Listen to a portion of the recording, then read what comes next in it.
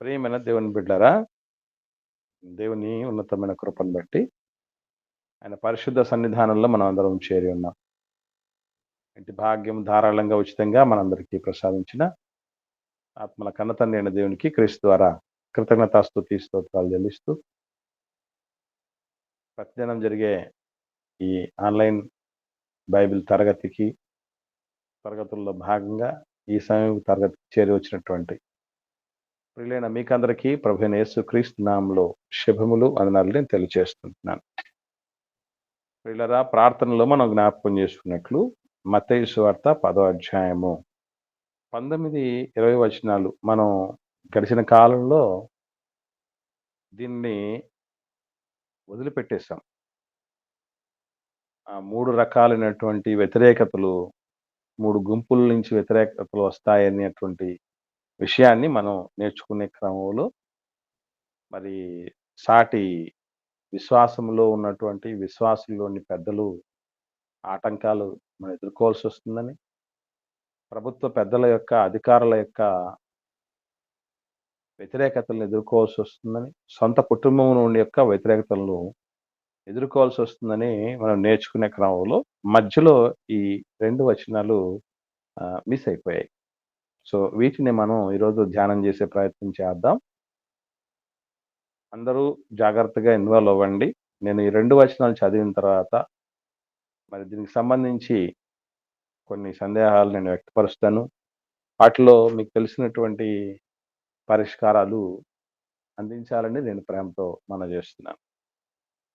మత్తయి సువార్త 10వ అధ్యాయము 19, 20 వచనాల్లో వారు అంటే అధిపతులు, రాజులు మిమ్మును అప్పగించినప్పుడు ఎలాగూ మాటలాడుదుము, ఏమి చెప్పుదుము అని చింతింపకుడి.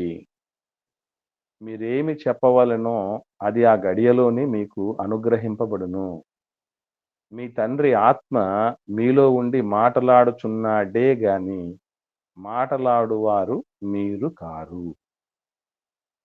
ఈ వచనాల్లో చాలా మంది స్ఫూర్తిగా తీసుకొని కొన్ని మినిస్ట్రీస్ వాళ్ళు ఏం చేస్తున్నారంటే కొన్ని సభలను, ఉజ్జీవ సభలను, స్వార్థ సభలను, స్వస్థత సభలను ఏర్పాటు చేస్తూ వాటిలో ముఖ్య ప్రసంగికులు పరిశుద్ధాత్మ దేవుడు అని రాస్తూ పోస్టర్లలో ఏర్పాటు చేయటం, బ్యానర్లలో, ఫ్లెక్సీ బ్యానర్లలో వేయటం, పాంప్లెట్స్లలో రాయటం, ఇవన్నీ మనం చూస్తూ ఉంటున్నాం.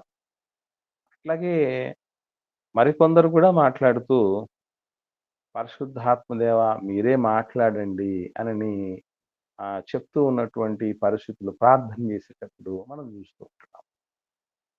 నేను సూటిగా ఒక ప్రశ్న మీ ముందు వేస్తున్నాను. అదేంటంటే ఈ మాటలు మనకందరికీ కూడా అన్వయించుకోవచ్చా? అప్లై అవుతాయా? మనం ఏం మాట్లాడాలో ఏం ఆలోచన లేకుండా ఏం మాట్లాడుతున్నామో ఏం మాట్లాడతామో ఏం చెప్తామా అని చింతపడకుండా ఉంటే సరిపోతుందా? నిజంగా ముఖ్య ప్రసంగికుడు పరిశుద్ధాత్మ దేవుడని మనం ఏర్పాటు చేయొచ్చా? పరిశుద్ధాత్మ దేవ మీరే మాతో మాట్లాడండి అని చెప్పొచ్చా?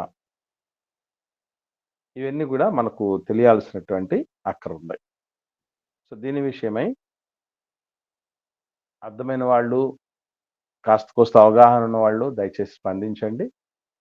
మిగిలిన సంగతులు మనం నేర్చుకుందాం. త్వరగా మాట్లాడండి.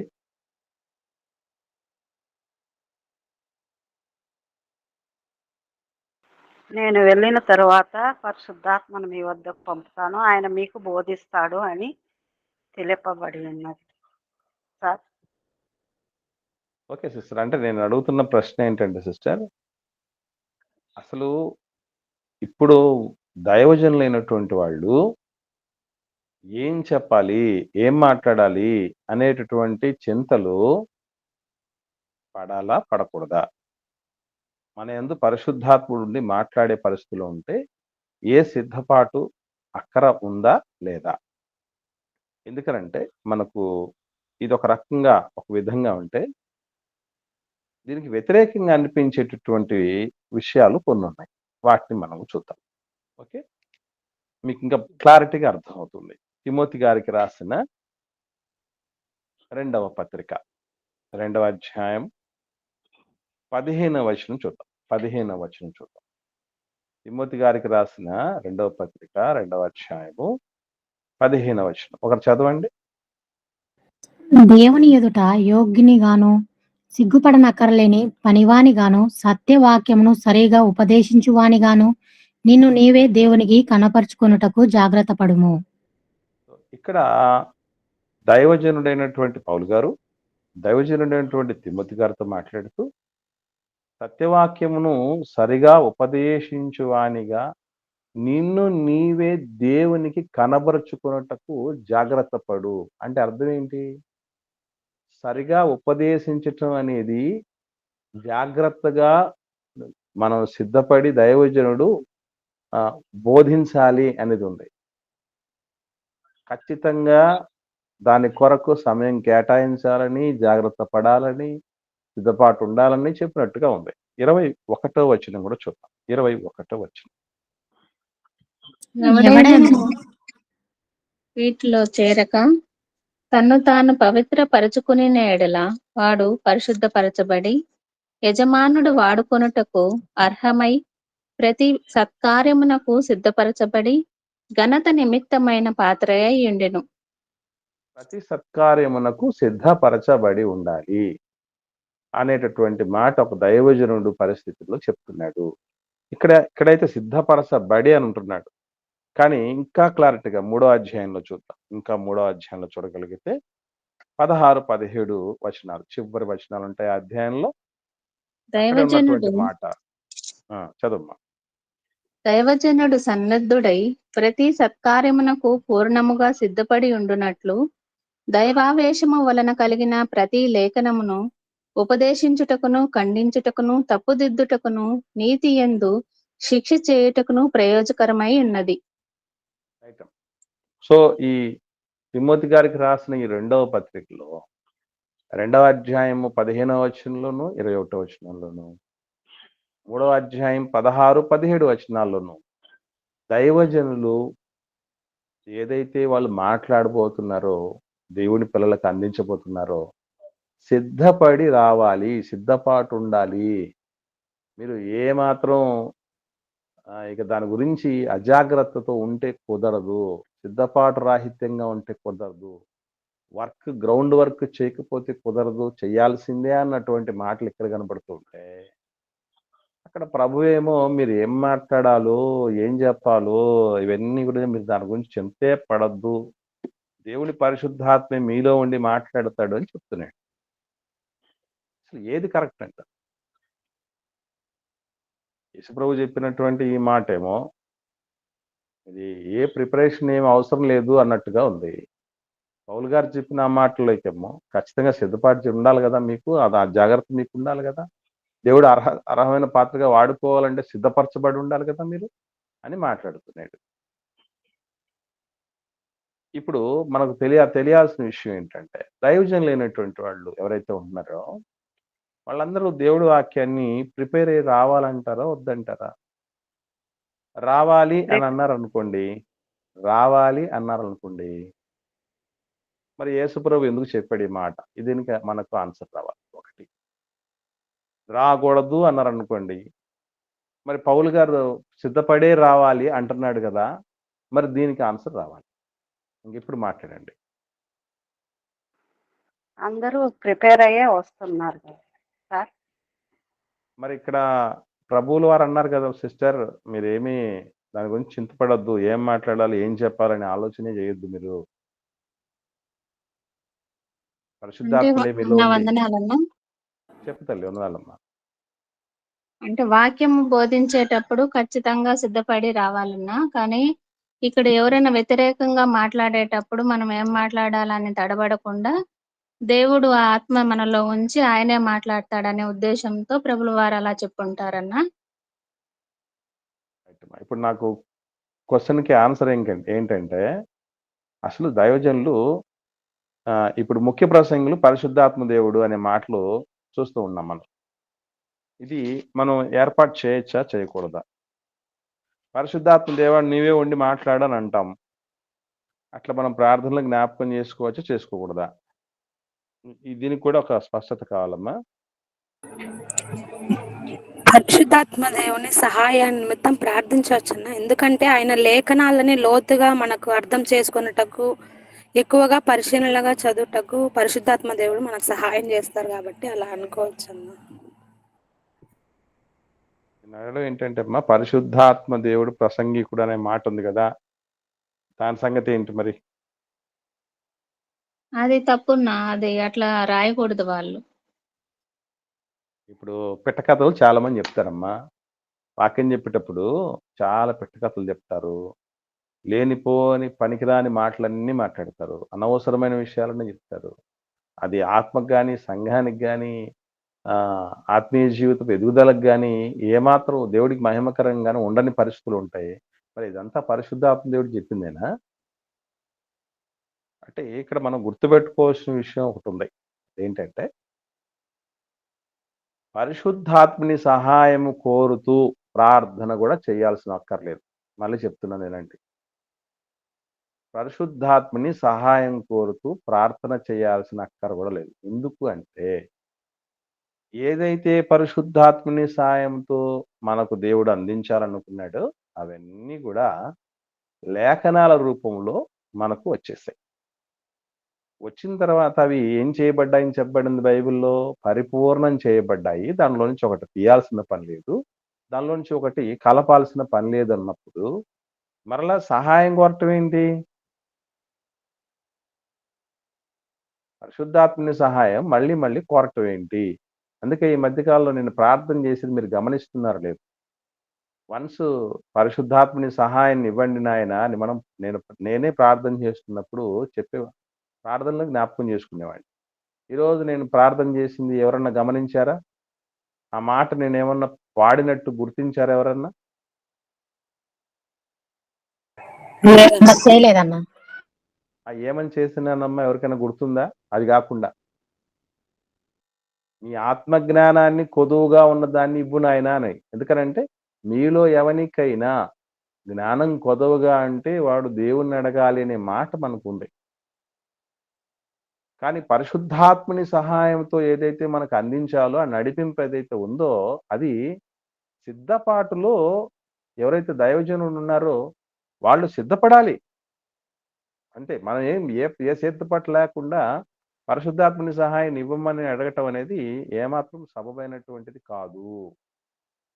అందుకే ఏదైతే సహకారం పరిశుద్ధాత్ముడి ద్వారా అందించబడాలో అదంతా కూడా అందించబడింది పరిశుద్ధ గ్రంథంలో. దాన్ని పరిశీలనాత్మకంగా, తులనాత్మకంగా ఎంతో జాగ్రత్తతో సిద్ధపడే మరలా ఎలా సిద్ధపడమన్నాడు అనంటే పూర్ణముగా సిద్ధపడాలన్నాడు. ప్రతి సత్కార్యానికి పూర్ణముగా సిద్ధపడాలన్నాడు. సిద్ధపాటు లేనిదే, పూర్ణంగా సిద్ధపాటు లేనిదే దేవుడి వాక్యం అనేది బోధించనేకూడదు. ఎందుకనంటే దేవుని వాక్యం పలు విధాలైనటువంటి పోలికలతో రాయబడింది. అది రెండంచుల ఎటువంటి ఖడ్గము కంటేను వాడి అయిందని రాయబడింది. అటువంటి ఖడ్గాన్ని వాడేటప్పుడు ఎట్లా వాడాలో తెలియకుండానే వాడితే ఏమవుతుంది? రావాల్సినటువంటి మేలుల కంటే రాకూడని, జరగకూడని కీడులే జరుగుతాయి.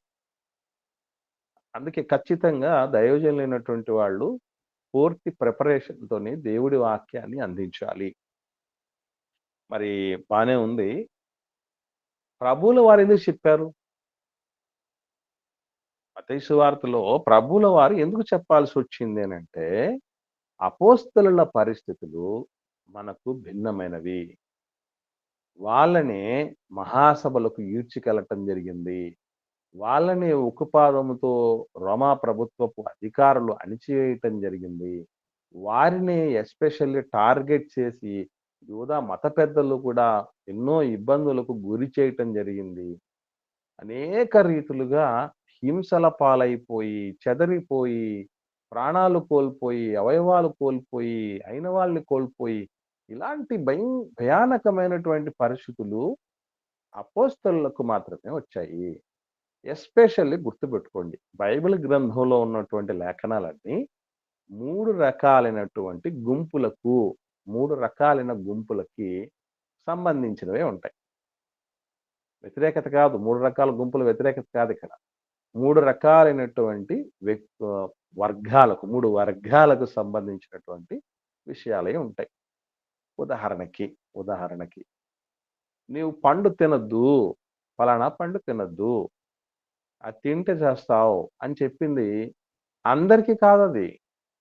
కేవలం ఆదాము హవ్వలకు మాత్రమే. ఆదాము హవ్వలకు మాత్రమే దాన్ని చెప్పబడింది. ఇది మనం గమనించాల్సినటువంటి ప్రాథమికమైన ప్రధానమైనటువంటి విషయం. అంటే బైబిల్ గ్రంథంలో కేవలం ఇండివిజువల్ కొందరికి మాత్రమే పరిమితమైనటువంటి పరిస్థితులు కొన్ని ఉన్నాయి. అది వాళ్ళకే సంబంధించి. మరికొన్ని గుంపులకు సంబంధించి ఉంటాయి. గుంపులకు సంబంధించి అంటే ఫర్ ఎగ్జాంపుల్ సున్నతి చేసుకోవాలి అన్నది. సున్నతి చేసుకోవటం అన్నది ఒక్క ఇశ్రాయేలీలకు మాత్రమే ఉద్దేశించబడింది. అది ఇశ్రాయేలీలు మాత్రమే చేసుకోవాల్సింది సున్నతి. ఇక మూడవది ఉంది, అది యూనివర్సల్, అంటే ప్రపంచవ్యాప్తంగా అందరూ పాటించవలసింది. ఉదాహరణకి బాప్తీసం తీసుకోవాలి, రక్షణ పొచ్చుకోవాలి, సంఘంలోనికి రావాలి, ప్రభు బల తీసుకోవాలి, దేవుడి పనిలో ఉండిపోవాలి. కొత్త నిబంధనలో చెప్పినటువంటి ఆజ్ఞలన్నీ సార్వత్రికం. ఒకరికి ఒక వంశానికి ఒక గుంపుకు అనేటటువంటి పరిస్థితి ఏం లేదు, అందరికీ ఉద్దేశించి చెప్పబడినట్టు. కాబట్టి 3 రకాలైనటువంటి విషయాలు ఉంటాయి. సో ఇందులో యేసు ప్రభుల వారు ఏదైతే చెప్పారో, మీరు భయపడొద్దు, చింతించొద్దు, ఏం చెప్పాలి, ఏం మాట్లాడారు వీళ్ళ ముందు, వీళ్ళు ఏ ప్రశ్నలు అడుగుతారో, మమ్మల్ని ఎలా ఇబ్బందులు పెడతారని మీరేం భయపడొద్దు. ఎందుకంటే వాళ్ళకి ఎస్పెషల్లీ ప్రభు ఇచ్చినటువంటి ప్రత్యేకమైన వరం అది. ఈరోజు మనందరికీ అటువంటి పరిస్థితులు లేవు. ఈవెన్ అటువంటి పరిస్థితులు ఉన్నా కూడా మనం ఏ విధమైనటువంటి మెలకువలతో బయటపడాలనేది దేవుడు మొత్తం చెప్పేశాడు కొత్త నిబంధనలో. ఇక ప్రత్యేకంగా మనలో పరిశుద్ధాత్ముడు ఉండి నడిపిస్తాడు అనేటటువంటి పరిస్థితులు, ఆయనే సిద్ధపరిచి ఆయనే మాట్లాడిస్తాడు అనేటువంటి ఆలోచనలు ఎవరూ చేయకూడదు. ఈ పిచ్చి భ్రమలో ఉండిపోయి సిద్ధపాటు అనేది లేకుండా పక్కకు పోనివ్వకూడదు. అది మర్చిపోకూడదు, గుర్తుపెట్టుకో. ఆ లేఖనాలు అర్థం చేసుకోవడానికి మనలోనికి పంపబడ్డాడు కదా పరిశుద్ధాత్మ. చదువుతున్నప్పుడు ఆయన అర్థం చేస్తూ ముందుకు సాగింపజేస్తాడు. ఓకే, ఇది గుర్తుపెట్టుకో. మరొక భరోసా చూడగలిగితే ప్రభు ద్వారా మనకి ఒక్కసారి ఎస్పెషల్లీ శిష్యులకే ఇది కూడా వర్తింపజేసుకోవచ్చు. మనం లూకాసు వార్త 21వ అధ్యాయము, లూకాసు వార్త 21వ అధ్యాయము 15వ వచనం ఒకసారి చదవండి. 15వ వచనం. మీ విరోధులందరూ ఎదురాడటకును కాదనటకును వీలు కాని వాక్కును జ్ఞానమును నేను మీకు అనుగ్రహింతును. చాలమ్మా. చూడండి, విరోధులు అందరూ ఎదురాడుతూ ఉన్నటువంటి వాళ్ళు ఉన్నారు, కాదనే వాళ్ళు ఉన్నారు. అతన్నిటికీ సమాధానం ఇచ్చేటటువంటి వీలు గాని వాక్కులను, జ్ఞానాన్ని మీకు ఇస్తున్నాను అనే భరోసా శిష్యులకు ఇవ్వబడింది. ఈరోజు మనం కూడా ఇప్పుడు దీన్ని మనకు అప్లై చేసుకుని ప్రభువు ఇస్తామన్నాడు కదా అని చెప్పి శత్రువు మీదకి వెళ్ళేటప్పుడు, లేకపోతే విశ్వాసుల దగ్గరికి వెళ్ళేటప్పుడు ఏ సిద్ధపాటు అనేది లేకుండా, ఏ సమాధానకరమైనటువంటి స్థితిలో వెళ్లకుండా ఎన్ని రకాలుగా దేవుడి వాక్యం అందించాలనేది చాలా స్పష్టంగా చెప్పబడింది పరిశుద్ధ గ్రంథంలో. దైవజనులైనటువంటి వాళ్ళందరూ, వాక్యం మాట్లాడే వాళ్ళందరూ కూడా గుర్తుంచుకోవాల్సినటువంటి ప్రాముఖ్యమైన ప్రధానమైన విషయం ఇది. చూద్దాం ఎన్ని రకాలుగా దేవుడి వాక్యం ఉంటుంది అని అంటే 4 రకాలైనటువంటి విషయాలు అందులో ఉన్నాయి.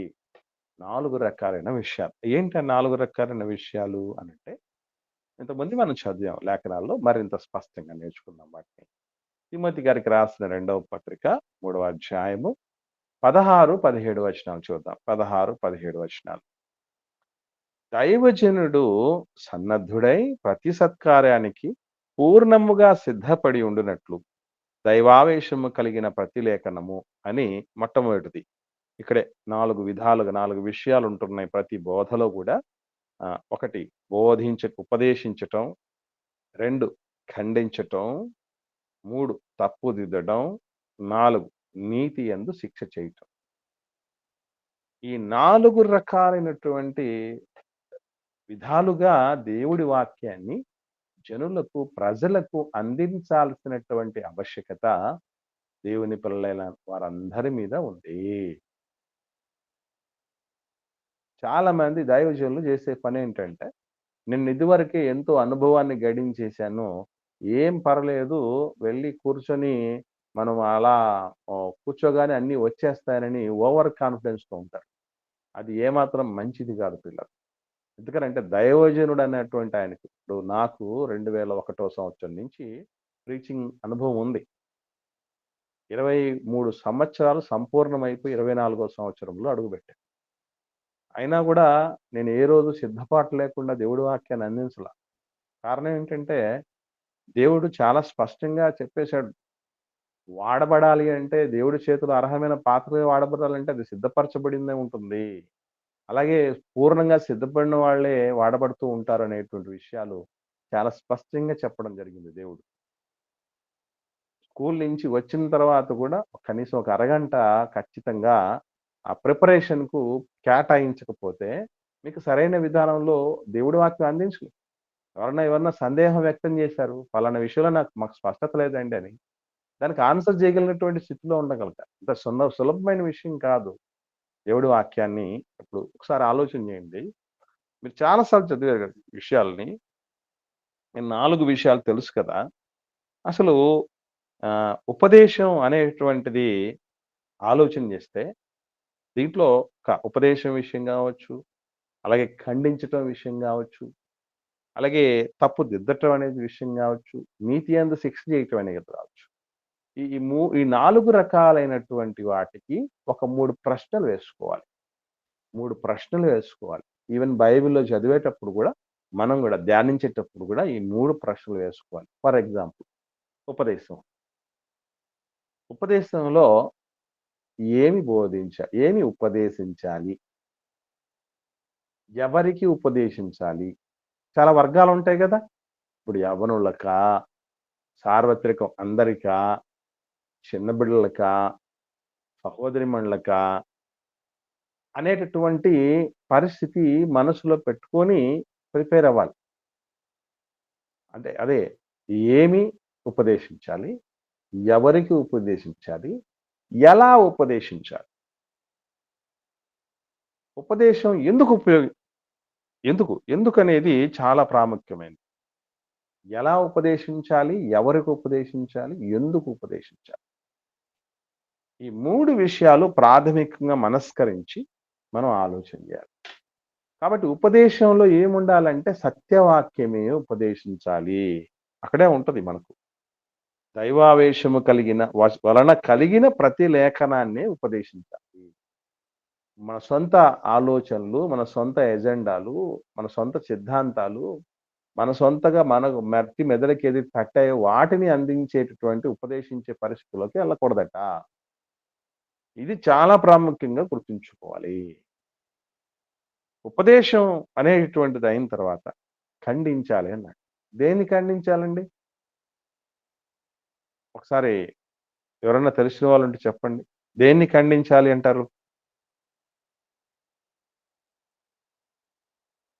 వాక్యానికి విరుద్ధంగా ఉండేదాన్ని ఖండించాలని.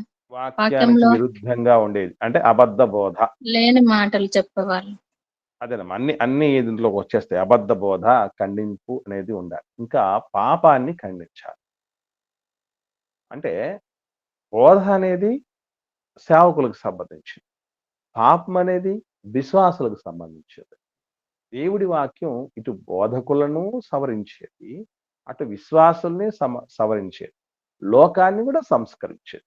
కనుక ఖండించటం అంటే 2 విధాలుగా ఉంటుంది. ఒకటి అబద్ధ బోధల్ని ఖండించటం, 2 విశ్వాసి చేస్తున్న పాపాన్ని ఖండించటం అనేది, దానికి కూడా ఖండించే విధానం తెలియాలి. ఎటు పడితే అటు ఖండించేవాళ్ళు చాలా మంది ఉంటారు. ట్రీట్మెంట్ లాంటిదండి ఇది. ఒక రోగికి ఎలాగైతే ఆపరేషన్ చేసేటప్పుడు వాళ్ళకు అనుభవం లేకపోయినా, లేకపోతే అవగాహన లేకపోయినా, లేదా తగు రీతి జాగ్రత్తలు తీసుకోలేకపోయినా ప్రాణానికి ఎలాగ ప్రమాదమో, బోధ చేసేటప్పుడు కూడా, ఖండించేటప్పుడు కూడా ఏ జాగ్రత్తలనేవి తీసుకోకుండా దైవజనుడు రూడ్‌గా, అంటే ఒక విచక్షణారహితంగా హ్యాండ్లింగ్ చేస్తే చాలా ప్రమాదం అది. అందుకే నేను ఏదైనా వివాదాస్పదమైనటువంటి విషయాల్లాంటివి ఏమన్నా ఉంటే మీరు ఎవరిని అడక్కండి. ఆన్‌లైన్‌లో ఉన్నటువంటి వాళ్ళందరికీ నా సజెషన్ ఏంటంటే, మీకేదైనా వివాదాస్పదం అనిపించింది, ఇది కొంచెం హ్యాండ్లింగ్ చాలా నీట్‌గా, జాగ్రత్తగా చేయాలన్నటువంటి పరిస్థితి ఉన్నప్పుడు డైరెక్ట్‌గా నాకు చెప్పండి. నేను గూడా చక్కటి ఎంతో రకమైన హోంవర్క్‌లు చేసిన తర్వాతే మీ దగ్గర దాన్ని తీసుకొనొస్తా. ఇప్పుడు వాడబడుతున్న వాళ్ళందరిలో అనుభవం అనేది చాలా అవసరం. అనుభవం ఉన్నోళ్ళే చాలా మంది దెబ్బతింటున్నాం. జాగ్రత్త వహించి మనం దేవుడి మాటలు అందించాల్సినటువంటి ఆవశ్యకత ఉంది. సో, ఉపదేశించటంలో గూడా నెక్స్ట్‌ది రెండోది ఖండించటంలో, అది ఖండించటం ఎలా? ఎవరి విషయంలో జరుగుతుంది? యవ్వనస్తుల విషయంలో జరుగుతున్నటువంటి పాపమా? లేకపోతే యవ్వన దైవజనులు జరిగిస్తున్నటువంటి వాక్య విరుద్ధమైనటువంటి పాపమా? ఎవరు జరిగిస్తున్నటువంటిది అనేది ఉండాలి. అది ఖండించటం వెనకున్నటువంటి పర్పస్ తెలియాలి. ఎందుకు మనం ఖండిస్తున్నాం అనేది అర్థం కాకపోతే ఎదుటి వాళ్ళు అపార్థం చేసుకుంటారు. ఎదుటి వాళ్ళు మనల్ని తప్పుగా అనుకుంటారు. మన మీద ద్వేషం పెంచుకుంటారు. కాబట్టి ఖండన ఎందుకు చేస్తున్నాం అనేటువంటి పర్పస్ అర్థమైతే ఎదుటి వాళ్ళకి ఈజీగా వాళ్ళు దిద్దుకోవటానికి అవకాశం ఉంటుంది. అట్లాగే మూడవ విషయం చూడగలిగితే అది తప్పు దిద్దటం. సో, ఇక్కడ తప్పు దిద్దటం అనేటటువంటిది ఖండించటం అనేటటువంటి దానికి, దిద్దటం అనే దానికి ఒక స్లైట్ డిఫరెన్స్ ఉంది. అదేంటంటే, నువ్విట్లా చేయకూడదు, తప్పు నువ్వు చేసేది అనేటువంటిది ఖండన. కానీ దిద్దడానికి చాలా ఓపిక కావాలి. దిద్దేవాళ్ళు ఎంత ఓపిక పరులుగా, ఎంత పేషెన్స్ కావాలి, ఎంత సహనం ఉండాలి అని ఆలోచన చేస్తే, అంత సులభంగా ఒక మనిషి దేవుడి ఆ రూట్‌లోనికి రాలేరు. పరమునకు పోవు జీవ మార్గంలోనికి, తిన్నని మార్గంలోనికి రావటం అంటే అంత సులభమైన విషయం కాదండి. దానికి ఎంతో ఓపిక కావాలి. ఆ దిద్దటం సంబంధించి ఎట్లా ఉంటదనంటే, ఒకసారి చూద్దాం మనం గలతీలకు రాసిన పత్రికలో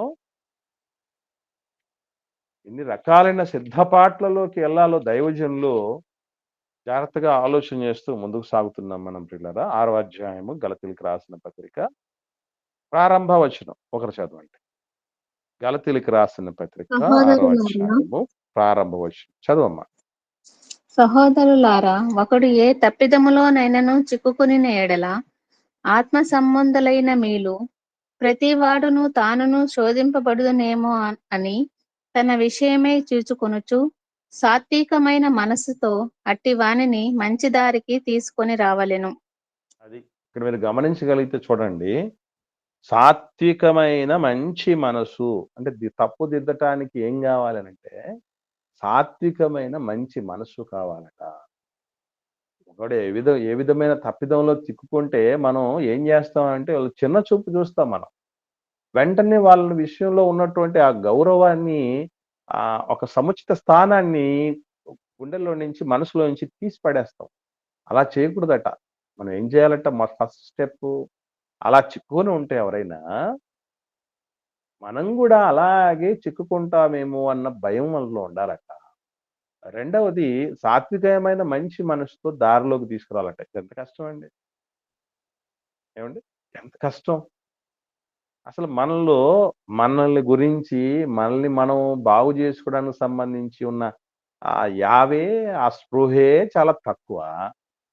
ఇంకా మనం ఎదుటోళ్ళలో ఉన్నటువంటి వాటి తప్పిదాలని సాత్వికమైన మంచి మనసుతో దిద్దాలన్నటువంటి ఆలోచన ఎంతమందికి ఉంటుందండి? ఆలోచన చేయండి. సో ఇది తప్పు దిద్దడం అనేటటువంటిది దీనికి సంబంధించి మరింత బలపరిచే మాటల్ని యాకోబు రాసిన పత్రికలో యాకోబు గారు కూడా రాస్తున్నారు. ఒకసారి చూద్దాం. 5వ అధ్యాయం చివరి వచనం. యాకోబు రాసిన పత్రిక 5వ అధ్యాయం ఆ పుస్తకానికి అంతటికి చివరి వచనం అది. 5వ అధ్యాయం చివరి వచనమే కాదు, పుస్తకానికి అంతటికి చివరి వచనంగా మనం చూడగలం. ఒకరు చదవండి. పాపిని వాని తప్పు మార్గము నుండి మళ్లించువాడు మరణం నుండి ఒక ఆత్మను రక్షించి అనేక పాపములను కప్పివేయునని తాను తెలుసుకొనవలెను. అది ఇక్కడ గమనించండి పిల్లరా. పాపిని వాని తప్పు మార్గము నుండి తప్పించటం ఎంత కష్టం అంటే, అది ఎంత గొప్ప పని అని అంటే దేవుడు చెప్తున్నాడు, మరణము నుండి అంటే నరకం నుండి నరకము నుండి ఒక ఆత్మను రక్షించి అనేక పాపాలను కప్పేసినంత పని చేయడం, అంత దొడ్డ పని చేయటం అని అర్థం. కనుక ఆ తప్పు దిద్దటం అనేటటువంటిది దానికోసం ఎంత ప్రిపరేషన్ ఉండాలండి, ఎంత తెలిసి ఉండాలండి. వాడు తప్పు చేసిన వాడు నువ్వు ఇది తప్పురా అనంటే అంత ఈజీగా వాడు మౌల్డ్ అవుతాడా? నేను ఎందుకు చేశాను అంటే ఫలానా సెక్షన్ ప్రకారం, ఫలానా క్లాజ్ ప్రకారం, ఫలానా సిచ్యువేషన్‌లో, ఫలానా డిమాండ్‌ని బట్టి నేనిది చేయాల్సి వచ్చింది. లేకపోతే నా అంత గొప్పోడు ఎవరన్నా ఉంటారా అసలు లోకంలో అని వాడు ఎన్ని చెప్పుకుంటూ వస్తాడో. కాబట్టి వాటన్నిటి విషయంలో చాలా ఓపిక ఉండాలి పిల్లలు. చాలా సిద్ధపాటు ఉండాలి. కాబట్టి దైవజనుడు సన్నద్ధత సంపూర్ణంగా ప్రతి సత్కార్యానికి సిద్ధపడాలి. అంతే తప్ప ఏదో ఈ సిద్ధపాటు నుంచి తప్పించుకోవటం కోసం ప్రభు ఏదో చెప్పాడు కాబట్టి దాన్ని తీసుకొని అది అప్పుడున్నటువంటి ఇశ్రాయేలుల పరిస్థితుల మధ్య, యూదుల మధ్య, అధికారుల మధ్య ఉన్నటువంటి వాటికి సంబంధించి కొన్ని ఉంటాయి. వాటిని మనం ఎవరికి సంబంధించింది ఇది? ఇది మనం అందరం అప్లై చేసుకోవచ్చా? అప్లై చేసుకోకూడదు. బైబిల్‌లో ఉంది కాబట్టి మనం యాక్సెప్ట్ చేద్దామని గుడ్డిగా ఆలోచన చేయకండి ఎవరు. బైబిల్‌లో చాలా ఉన్నాయి మరి. ఉన్నత స్థలంలో బలులర్పించమని కూడా ఉంది. 4, 5 రకాలైనటువంటి బలులకు సంబంధించిన విషయం. నువ్వు ఈరోజు మనం బలులర్పిస్తున్నాం ఈరోజు. ఎన్నో రకాలైన మొక్కుబడులున్నాయి. ఎన్నో రకాలైనటువంటి ప్రదేశాలు పుణ్యక్షేత్రాలుగా చెప్పబడినవి కూడా ఉన్నాయి పాత నిబంధనలో. ఈరోజు మనం వాటన్నిటిని దర్శిస్తున్నామా? కాబట్టి ఇవంతా నాన్‌సెన్స్. దీని వెనక కష్టపడే తత్వం అనేది చాలా మందికి కోల్పోవటం వల్ల జరుగుతున్నటువంటి పొరపాట్లు ఇవన్నీ. కష్టపడాలి. దేవుడి సేవలో, దేవుడి పరిచర్యలో దైవికమైన జ్ఞానాన్ని దేవుడు ఏం చేయమన్నాడంటే నీ సంపాదన అంతా ఇచ్చి కొనుక్కో అన్నాడు. అసలు సంపాదన కోసం దాని అర్థం ఏంటంటే సంపాదన రావాలంటే అంత సులభంగా వస్తదా? ఎంతో కష్టపడితే గాని రాదు గదా! అలా ఎంతో నువ్వు కష్ట నష్టాల కోర్చి ఎలాగైతే సంపాదించుకుంటావో అలాగే నువ్వు సంపాదించుకో. జ్ఞాన పరిశ్రమ అని చెప్పబడింది బైబిల్‌లో. దేవుడి జ్ఞాన సముపార్జన అంటే ఒక పరిశ్రమ అని చెప్పబడింది. అందుకున్నవాడికి అంత సులభంగా రాదు. అంత సులభంగా అందుకే ఎక్కదు. మీకు అందరికీ నేను చెప్తున్నాను వాక్యం నేర్పిస్తున్నాను. కానీ అందరూ ఒకే విధంగా అర్థం చేసుకోగలరా? అందరూ ఒకే విధంగా పాటించగలరా? అందరూ ఒకే విధంగా మేలు పొందుకోగలరా? అందరూ ఒకే విధంగా మెలకువలు పొందుకోగలరా అంటే అది జరిగే పని కాదు. మరి బోధిస్తున్నది ఒక్కడే. వింటున్నది కూడా మీరు మనుషులుగా ఉన్నటువంటి వాళ్ళే. అందరికీ కూడా సేమ్ అవే పరిస్థితులు, అవే అవకాశాలు, అందరికీ అదే జ్ఞాన వివేకాలు దేవుడు ప్రసాదించాడు కదా! అంతే.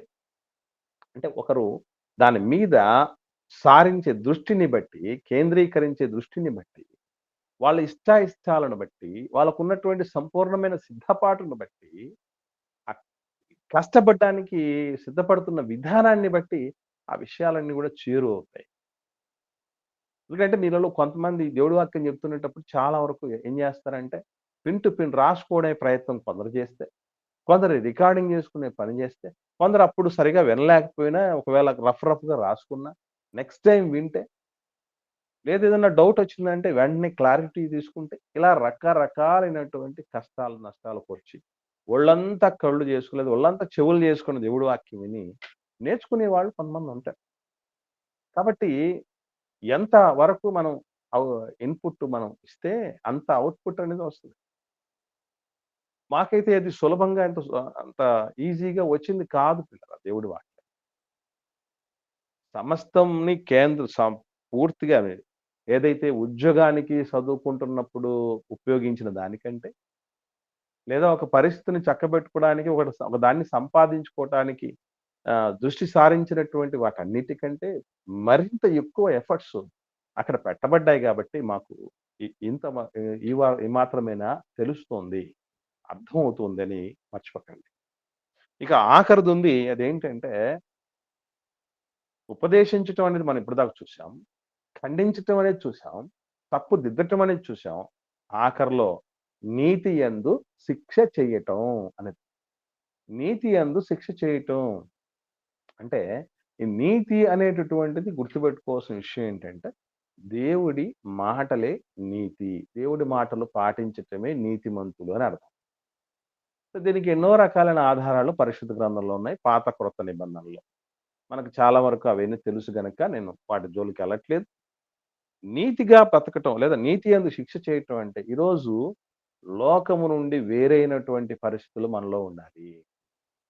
వాటికి ఎందుకు వేరుగా ఉండాలి? వంకరైనటువంటి సమాజం అని చెప్పబడింది. మూర్ఖులకు సమాజం అని చెప్పబడింది. అంటే మూర్ఖుల్లో నుంచి మంచివాళ్ళుగా మారండి, వంకరలో నుంచి తిన్నని మార్గంలోనికి రండి అనేటటువంటి ఆ విషయం విధానం అర్థం చేయించగలగాలంటే ఎంత కష్టంతో కూడిందది. అన్యాయంతో నిండినటువంటి ప్రపంచంలో న్యాయంగా బ్రతకటం అంటే, అబద్ధాలతో నిండిన లోకంలో సత్యవంతంగా అబద్ధం లేనటువంటి జీవితాలు బ్రతకటం అంటే అదెంత సవాలుతో కూడినటువంటి విషయం. స్వార్థంతో నిండిన లోకంలో స్వార్థరాహిత్యంగా బతకటం అంటే అదే నీతి యందు శిక్ష చేయటం అంటే. కాబట్టి ఇవన్నీ కూడా ఇలాంటి అన్నీ కూడా మనకు సమకూర్చబడాలి, నేర్పబడాలి అని అంటే 100% సిద్ధపాటు చాలా అవసరం పిల్లరా, చాలా అవసరము. కేవలం ప్రభు అపోస్తలులకు మాత్రమే చెప్పబడినటువంటి విషయాలు కొన్ని. మీరు అన్ని జనులు ఏ మార్గంలోనికి వెళ్ళొద్దు. నశించిన గొర్రెలుగా ఉన్నటువంటి ఇశ్రాయేలు సమాజంలో ఉన్న వాళ్ళ దగ్గరికే వెళ్ళండి అని చెప్తాడు. అది ఎవరికి సంబంధించింది? మనందరికి సంబంధించిందా? ఆ విధంగా అయితే మనం కూడా యూదుల మధ్యకి వెళ్ళి వాక్యం చెప్పాలి. కనుక ఇది ఒకరికి సంబంధించింది, లేదా ఒక గుంపుకు చెప్పబడింది, లేదా అది అందరికీ యూనివర్సల్ గా చెప్పబడిందా? కొన్ని విషయాలు ఆలోచన చేస్తే మరింత పరిశీలనాత్మకంగా ఆలోచన కొందరికి చెప్పబడినాయి అనేటివి కూడా అందరం మనం పాటించే విధంగా కూడా కొన్ని ఉన్నాయి. ఉదాహరణకి మీరు ఫలించి అభివృద్ధి చెంది విస్తరించి భూమిని నిండించండి అని చెప్పిన ఆశీర్వాదం ఎవరికి ఉద్దేశించి చెప్పబడింది? ఏమండి, ఎవరికి చెప్పబడిందండి? ఆదాము హవ్వలకు చెప్పబడింది. కానీ ఈరోజు ఈ పని ఎవరు చేస్తున్నాం? మనం అందరం చేస్తున్నాం. అంటే ఇది ఎందుకు అని అంటే ఇలాంటి కొన్ని యూనివర్సల్ ఉంటాయి. ఒకరికే చెప్పబడినట్లు ఉన్నప్పటికీ కూడా కొన్ని యూనివర్సల్ గా పాటించేటటువంటి విషయాలు ఉంటాయి. కాబట్టి ఏది కొందరికి మాత్రమే పరిమితం అయ్యేది, ఏది ఒక్కరికి మాత్రమే చెప్పబడింది, ఏది అందరికీ చెప్పబడింది, ఇది మనం అప్లై చేసుకోవచ్చా చేసుకోకూడదా అనేటువంటి ఆ విఘ్నత మనకు ఉండాలి. ఆ రోజు కందాకి రాణి క్రింద ఆమె ధనాగారం అంతటికి మీద ఉన్నటువంటి నపుంసకుడు అధిపతిగా ఉన్నటువంటి వ్యక్తి యెషయా చదువుతూ ఉంటే ఇదే అడుగుతాడు, ప్రవక్త ఎవరిని గురించి మాట్లాడుతున్నాడు? తన్ను గుర్చియా వేరొకని గుర్చియా? దయచేసి నాకు చెప్పండి అని. అటు ఇది ఎవరి కోసం చెప్పబడినటువంటి విషయం, మీరు ఏం చెప్పాలో మీరు చింతించొద్దు, ఏం మాట్లాడాలని అనుకోవద్దు. ఇది మీకు ఆ సమయంలో దేవుడి పరిశుద్ధాత్మని సహాయం ఉంటుందన్నది కేవలము అపోస్తలులకు మాత్రమే, నీకు నాకు మనకు సంబంధించింది కాదు. ఇప్పటి కాలంలో రేపు ఏదన్నా మహాసభల ముందు అధికారుల ముందు నిలబడినా కూడా లేదు వాక్య పరిచర్య చేసినా కూడా సంపూర్ణమైన సిద్ధపాటుతోనే వెళ్ళాలి. వాక్యాన్ని నేర్చుకోవాలి. నేర్చుకున్నంత వరకు, చక్కగా దాన్ని ఆకలింపు చేసుకోనంత వరకు, ఆపోసన పట్టనంత వరకు, దానికోసం కష్టపడినంత వరకు, పరిశ్రమ చేయనంత వరకు అది మన దగ్గరికి రాదు. మీకు ఎప్పుడైనా డౌట్ ఉందో వచ్చిందో లేదో, బైబిల్ అందరి దగ్గర ఉంటుంది కదండి. బైబిల్ అందరి దగ్గర ఉంటుంది. కానీ బైబిల్లో ఉన్నటువంటి సారం, సత్యం, లోతులు అందులో ఉన్నటువంటి శ్రేష్టత ఎందుకు తెలియదు అందరికీ అంటే, అది రుచి చూస్తేనే అర్థమయ్యేది. ఆ రుచి చూడడానికి చాలా కష్టపడాలి. ఈరోజు ఒక భోజనం అంత సులభంగా వస్తదండి? ఇంట్లో ఉన్న ఆడకూతురు ఎంత కష్టపడితే అది మనం ప్లేట్‌లోకి రావటానికి అవకాశం ఉంటుంది. దాన్ని ఒక ముడి సరుకును ఇంట్లో ఉన్నటువంటి యజమానుడు ఎన్ని కష్టాలు పడితే అది ఇంట్లోకొస్తది. ఇలాగా ఎన్ని రకాలైన కష్టాలన్నీ అయిపోయిన తర్వాత ఆఖరిగా రుచి చూడటం అనేది ఉంటది. అంత ఈజీగా రుచి చూడటం అనగానే అది ప్రిపేర్డ్‌గా ఉండిపోద్ది అంతా రెడీగా ఉండిపోతాయి, రెడీమేడ్‌గా ఉంటాయని ఆలోచన చేయకండి. కాబట్టి ప్రియులరా, ఎప్పుడైనా గాని దేవుడి వాక్యాన్ని చాలా జాగ్రత్తగా మనం ధ్యానం చేయాలి. చేసేటప్పుడు ఇది ఖచ్చితంగా ఎవరి కోసం రాయబడింది? మనకు అది అప్లై అవుతుందా కాదా? అనేటువంటి స్పృహ మనకు ఉండగలగాలి. లేని పక్షాన ఇదిగోండి ముఖ్య ప్రసంగికులు పరిశుద్ధాత్మ దేవుడని పనికిరాని మాటలన్నీ చెప్పి దేవుడి మీదకి దాన్ని తోసేస్తారు. ఏ సిద్ధపాటు లేకుండా దేవుడి వాక్యాన్ని అందించి కలిపి చెరిపేటటువంటి పరిస్థితుల్లో ఉండిపోయి స్వచ్ఛమైన దేవుడి వాక్యాన్ని విషాహారంగా మార్చి అనేకులకు అందజేసి ఫుడ్ పాయిజనింగ్ చేసినటువంటి పరిస్థితులకు వెళ్ళిపోతున్న దైవజనులు ఈరోజు లోకంలో ఎంతోమంది ఉన్నారు. వాటి విషయంలో బహుపరాక్ జాగ్రత్త పడండి. ఒకవేళ దేవుడి మాటలు బోధించేటువంటి వాళ్ళు మీలో ఎవరైనా ఉంటే ఖచ్చితంగా సంపూర్ణంగా సిద్ధపడాలి తప్ప ఇంక మనలో పరిశుద్ధాత్ముడు నడిపిస్తాడు అనుకుంటే ఇక సిద్ధపాటు ఎందుకు? ఆయన్ని తక్కువ చేయటం కాదు సుమా అని చెప్పటం. గుర్తుపెట్టుకోండి. పరిశుద్ధాత్ముడు మనలోకి వచ్చి ఉంటాడు. మనం ధ్యానం చేసేటప్పుడు ఆయన అందించే సహాయం, ఆయన ఇచ్చే నడిపింపు ఆయన మనలో ఉంటది. కానీ ఆయన యొక్క ఆధిపత్యాన్ని కూడా మనం మనకు దేవుడిచ్చిన స్వాతంత్రాన్ని బట్టి ఆయన్ని కూడా ఆర్పేసుకుంటూ ఉంటాం. ఆత్మను ఆర్పకుడే అంటారు కదా! ఆత్మకు వ్యతిరేకిస్తున్నారు, ఎదిరిస్తున్నారు అంటారు కదా! అలా కూడా చేస్తాం మనం. మరి నిజంగానే పరిశుద్ధాత్ముడి నడిపింపు ఉన్నంతే ఏ రోజు కూడా బైబిల్ ధ్యానించకుండా రోజులో కనీసం 1 గంట, 2 గంటలో మనం నిద్రపోం. కానీ అలా ధ్యానించకుండా ఎన్నో రోజుల తరబడి ధ్యానించుకొని ఉన్నోళ్ళు ఎంతమంది లేరు చెప్పండి? బాప్తిసం తీసుకున్నోళ్ళు కూడా సంఘంలో ఉన్నారు కదా! మరి దాని సంగతి ఏంటి? కాబట్టి ఇలాంటి స్పష్టత లేనటువంటి పరిస్థితుల్లో మనం ఎప్పుడు ఉండకూడదు. మనుషులందరూ రక్షణ పొంది సత్యమును గూర్చిన అనుభవ జ్ఞానం మనం కలిగి ఉండాలన్నటువంటి విషయం దేవుడు ఎప్పుడో చెప్పాడు గనక దయచేసి మనం పరిశుద్ధాత్మని సహాయాన్ని ఎప్పుడు కోరాలంటే ధ్యానం చేసేటప్పుడు ఇండివిజువల్‌గా ధ్యానం చేసేటప్పుడే మనం కోరాలి. బోధించటానికి సిద్ధపాటే కావాలి.